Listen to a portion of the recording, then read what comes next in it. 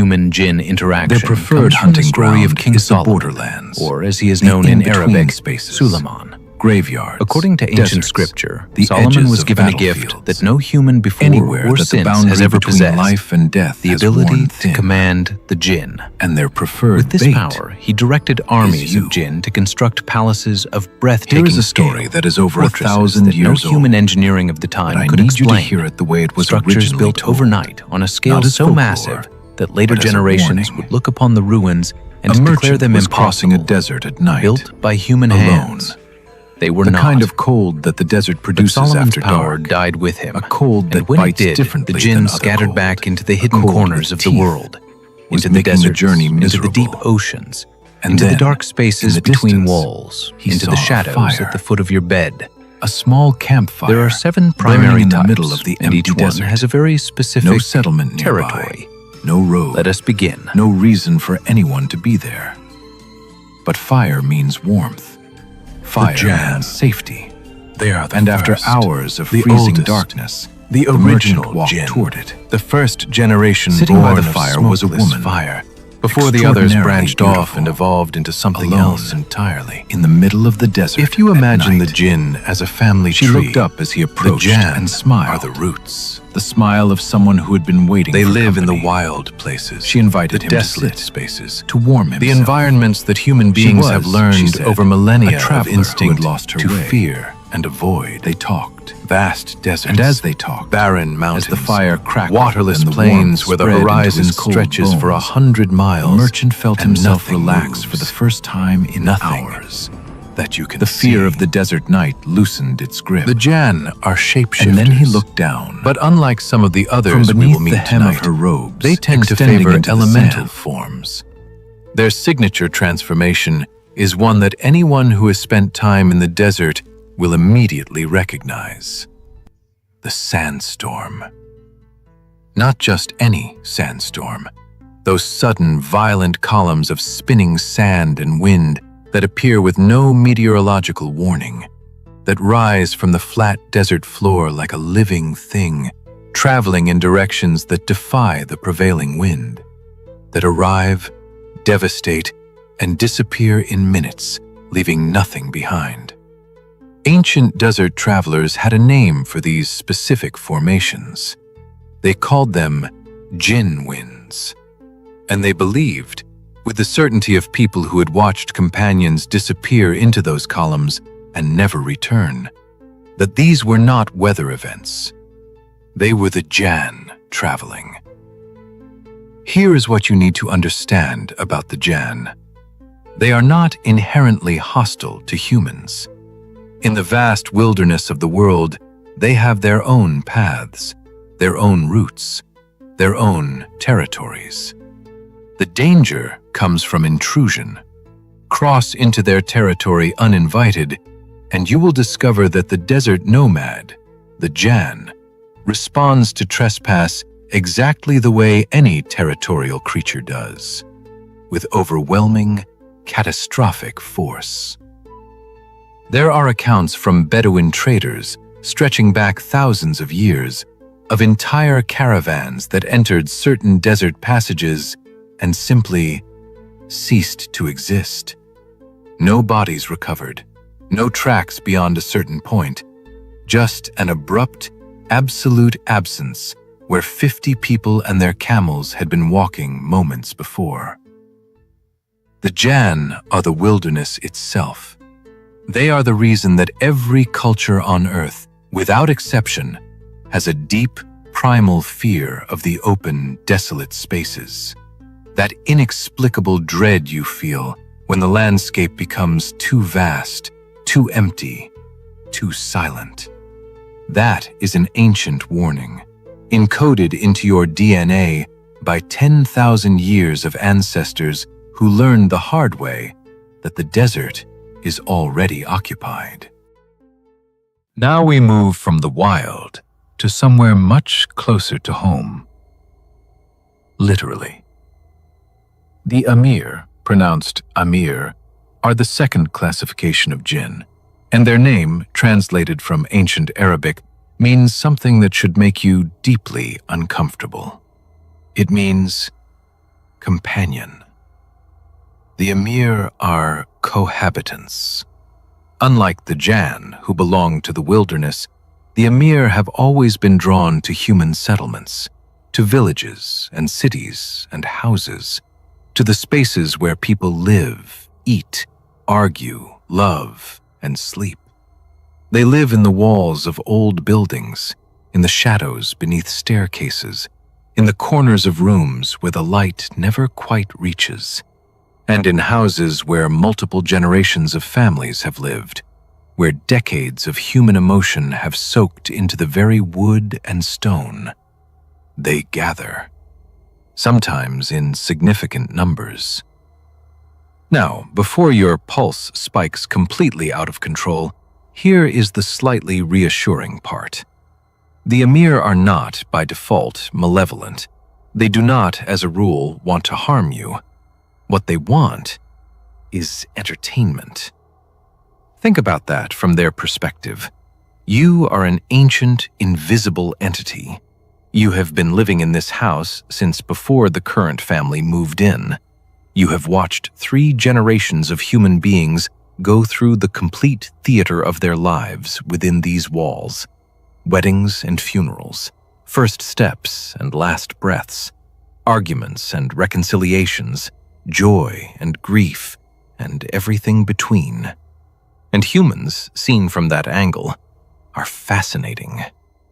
The Emir interact with the physical world in small, specific ways, the kinds of ways that the paranormal investigation community in the West has been documenting for decades under the term poltergeist activity.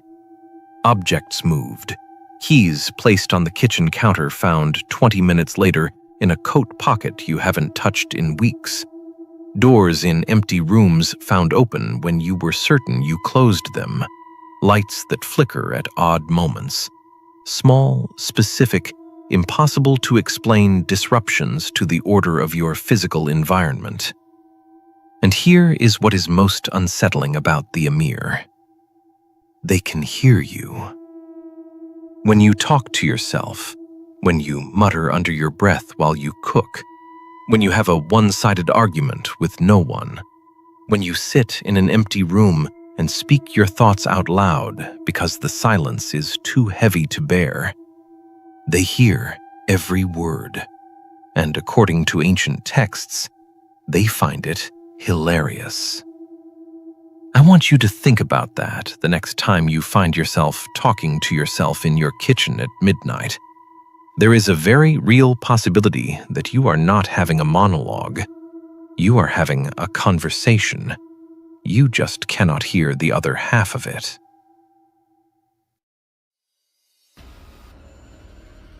We need to stop. Because what I am about to tell you is categorically different from anything that has come before in this story. The Jinn are in the desert. You can avoid deserts. The Emir are in houses. You can, theoretically, move. But the Qareen, pronounced Qareen, you cannot escape. Because the Qareen is not in your house. It is in you. According to ancient scripture, confirmed across multiple religious and cultural traditions, every single human being that has ever lived has been assigned, at the moment of their birth, a personal Jinn, a Qareen, a shadow self, a doppelganger made of smokeless fire, tethered to your soul from your very first breath. It is born when you are born. It grows as you grow. It ages as you age. It dies when you die. And in the 70, 80, 90 years of your life on this earth, it never leaves your side. Not once. Not for a single second. Not when you are with other people. Not when you are asleep. Not even in the places where you believe, truly, absolutely believe, that you are completely alone. The Qareen knows you in a way that no other being in the universe does. Not your parents, not your closest friend, not your therapist or your partner. The Qareen knows your thoughts before you think them, your desires before you feel them, your fears before you name them. Every shameful thought you have ever had, every secret you have kept from everyone you love, every dark fantasy, every buried impulse, every moment of weakness you have never spoken aloud. Your Qareen has been there for every single one. And here is the truly terrifying part. That voice in your head, that intrusive thought that arrives without invitation, the sudden urge to do something destructive, something irrational, something that does not feel like you at all. Ancient wisdom says that voice is not you. That is your Qareen, whispering. Let me tell you about something that happened, a real account passed down through generations. A man was living alone in a city apartment. It was 3 a.m. He could not sleep, which, as we have already established, may not have been entirely his own idea. He went to his bathroom to wash his face. He stood at the sink, water running over his hands, eyes closed. And over the sound of the running water from the hallway behind him, he heard his name called. In his own voice. He turned around. The hallway was empty. He stood there for a moment, trying to convince himself it was a dream, a trick of the acoustics. Then he turned back to the mirror. His reflection was smiling. Not a small smile, a wide, deliberate, knowing smile. The kind of smile that says, "I have been waiting for you to notice me." The man had not moved his lips. His face was still, frozen in shock. But the reflection's mouth opened, and in his own voice, from his own face, it spoke 4 words. "Who said you were alone?" He left the apartment that night, left everything, walked into the street at 3 a.m. with nothing but his keys. And the truly horrible thing? The Qareen came with him. It always does. I want to ask you something, and I want you to answer honestly. Have you ever heard your own name called, in your own voice, when no one was there?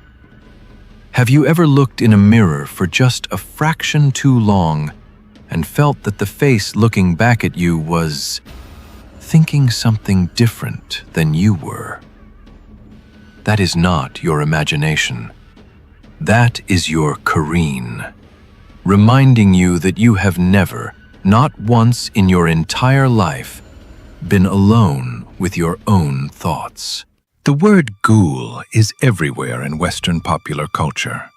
Horror movies, Halloween costumes, video games, comic books. The word has been so thoroughly absorbed into modern entertainment that most people hear it and think, fictional monster, not particularly scary.